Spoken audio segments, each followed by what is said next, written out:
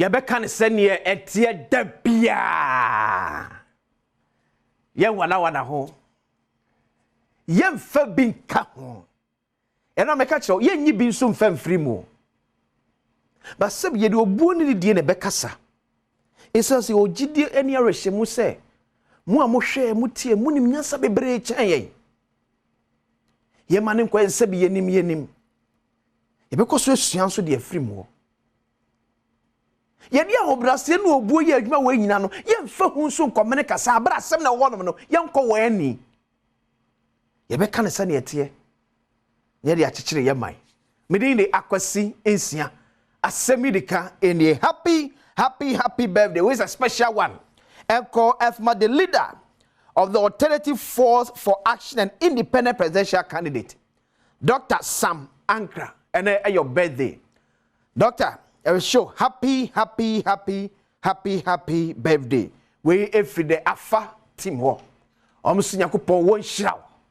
Na onyo kese. Kopem se obeye kese pa. Nyame Adom koso ensonso. No akomo aso ade no emmere bu mawo. Ontutu anamon so emfa ensie. So once again, happy birthday to Dr. Sam Ankra. This is a special one from KMJ of Joy Prime. You wish you all the best.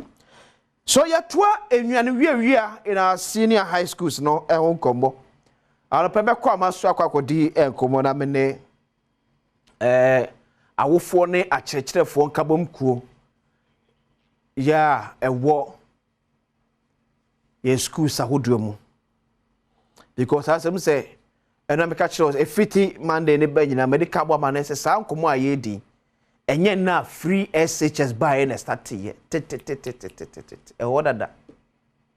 And no penny crowd from no catch him say, hey, I was the same no for the abbey. Also, no then time in school, no can 1987. 1987. So I say, oh no, at that time. No hun se na chere for ye milk e de amawo mu. Then the question was, hey, ye milk ya ye numi ha na ye chere ko. And at that time the teachers was go be mo school ni ko be ya sem. Yes ba akokra do da so o no. So eh oh man, ebe nyaminti nyamide wunti Ghana be ye Ghana be fa ne ntuma pa de afira ne ye Ghana fo ye nim no se Ghana be fa ne ntuma pa de afira ye be correct ye hu se ya o ya na montuo nim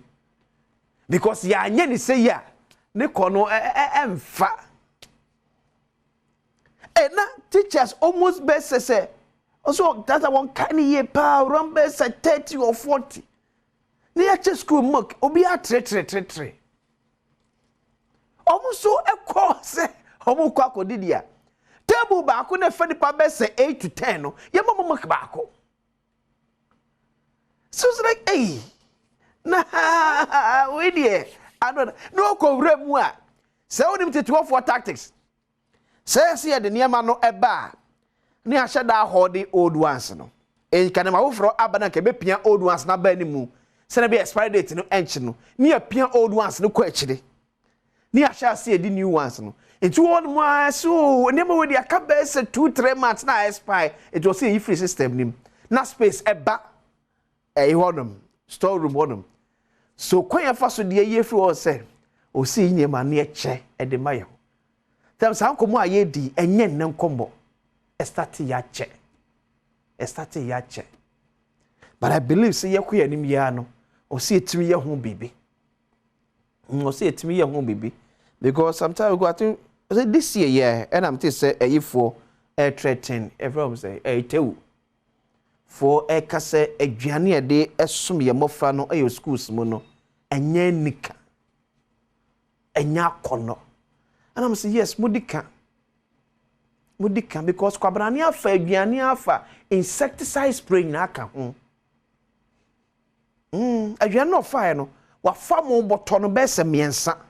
ene wasa fa insecticide spray ye de be kum tontom wa school nyina aka ho so you can imagine the amount of aduane aka ye be chede ma enkwada ene binam omo be 1,000 in our schools ti akwada no ko aduane ye ti kwantre no ba ko ne fama na ye se no ano no aduane nkasa mu ingredients na wo mu no kwabra ne atama faten tomatoes ko makra na be ma stew no aya kono kakra ma na aye hwam no kwabra ne amaso ko fie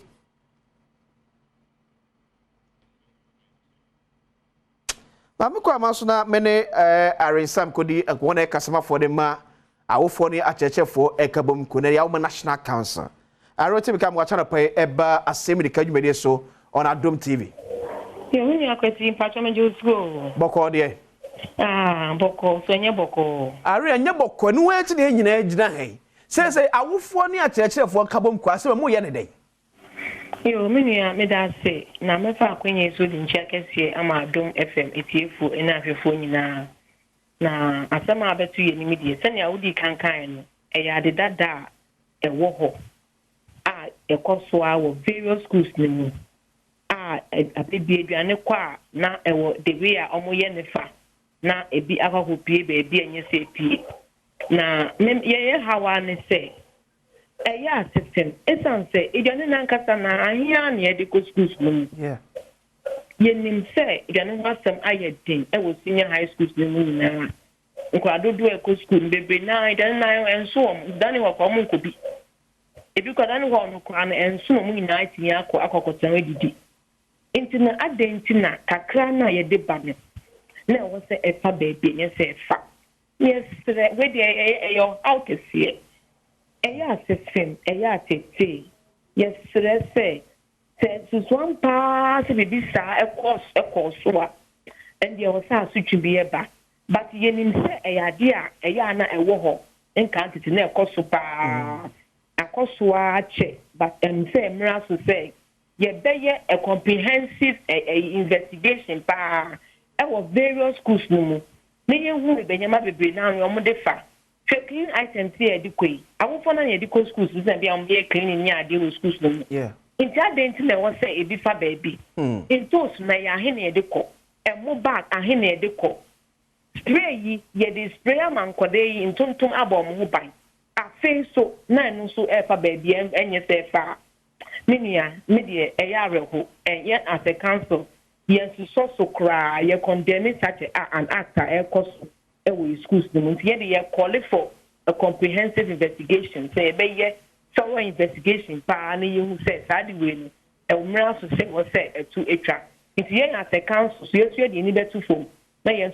so investigation in the various schools na say hu no kwe bia wo bia no na ya so ano na asuntu bi wo wa na ye di ama omo se efatam areni mo pia na ebi mo ekase aban adwuma kra da oye ni ye nyi wadi because we no ukochi ni say na ankwa criminal case na koka school one mu a na GS be yan so any transfer free school we mu fam ko school foforo mu yen hwe se mu different mo ba be ye duru as a council are you willing to meet GS to find a lasting solution to sa ade ya be yana mini ya me pacho ai ye pese ye ni GS for be hia na ya dwendwene sansem you any many other things that you say enko ye ewo ye hu masua ehu na ade ba ko ne say dia wo ye obi enwa na me ehu obi enhu a nyankopon ehu eno na wo say abibia no ye ma ye ni ekohu say ade wo ye etire no evieye no we don't know your end how you are going to end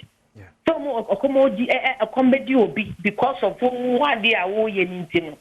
ehu asotwe wo ho ti say impanyimfo kwa antwe waso a hu say daati bi no ubenya ho asotwe e wa asase so pe nti aye ready to be shia impanyimfo na datwekwan be fa so a ye be so sanema we ya ano okay ari be da sipiano pai miss me da mase ari sam na kasama for the National Council Parent Teacher Association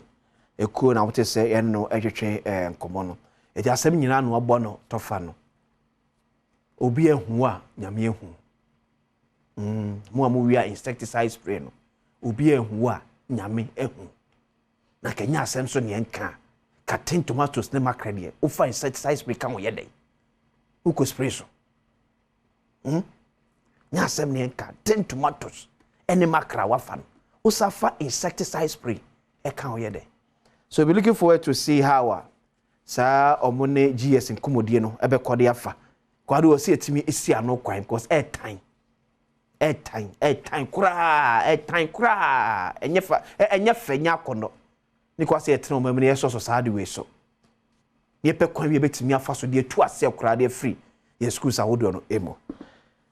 we kwana afe ye the people's forum jumadie ato aso de amane de ni ehte adenta ni akotie adenta fo asem smaka to se ya wo de bia kwan ba mu a Adom 106.3 FM ni Adom TV kentuma epama no near the people's forum jumadie abro ye kukuru TV ni radio no eba aboboa no wo se bia phone lines see am just bia phone lines see ya nipa kakra bi na be frɛ amofo be try into mo but we dey the phone no ne the TV no any radio no e si aboboa no se ka wasema na na adodan kwakufa na pamfo entio now how am won to ano ho ana mo fama mo sabno ka say Aisha ai krado hwe kono na wa kire amanfo wo adenta omso how yom wo ompese Ghana ban etimidi ne akwasi ensi Asem Yi Di Ka people's forum eto aso